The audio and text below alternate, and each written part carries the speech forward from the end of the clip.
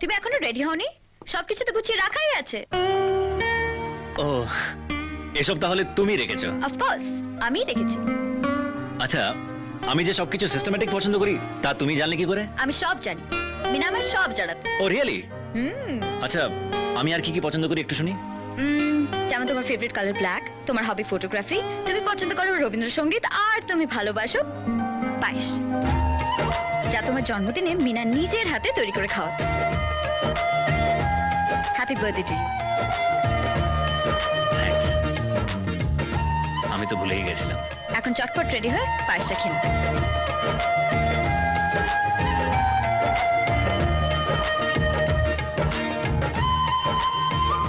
রিনা, আজ মিনার কথা খুব মনে পড়ছে। ও চলে যাওয়ার পরেই প্রথম এইভাবে কেউ আমার জন্মদিন মনে করিয়ে দিল।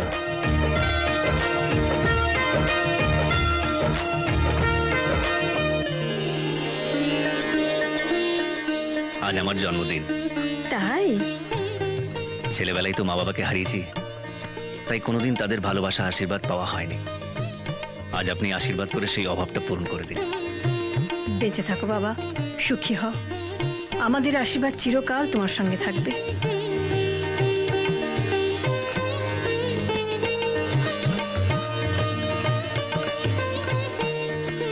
বাবা, থাক। যাকে আমি মন থেকে মেনে নিতে পারছি না তাকে আমি আশীর্বাদ করি না, সে আশাও রেখো না।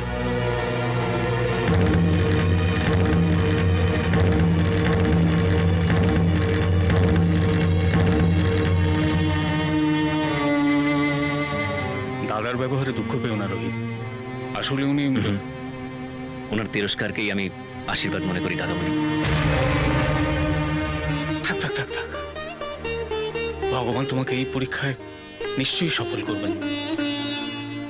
রোহিত, এটা আমি মিনার বরের জন্য বানিয়ে রেখেছিলাম, বিয়ের সময় তো দিতে পারিনি। তুমি যদি এখন এটা নাও আমি খুব খুশি হব। আমায় ভুল বুঝবেন না মা, এই উপহারটা আমি নিতে পারবো না। বাবা যেদিন আমায় ক্ষমা করে জামাই বলে মেনে নেবেন, সেদিন আমি ওনার কাছ থেকে এই উপহারটা খুশি মনে নিয়ে নেব।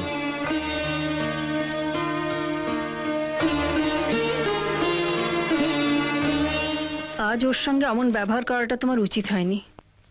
জামাই কত আশা নিয়ে এসেছিল তোমার আশীর্বাদ নিতে, আর তুমি ওকে যা সত্যি তাই বলেছি। যাই বলো না কেন, বারবার ওকে এভাবে অপমান করাটা ঠিক নয়। আমার কাছ থেকে আমার মেয়েকে কেড়ে নিয়েছে, সেটা আমি ভুলতে পারি না।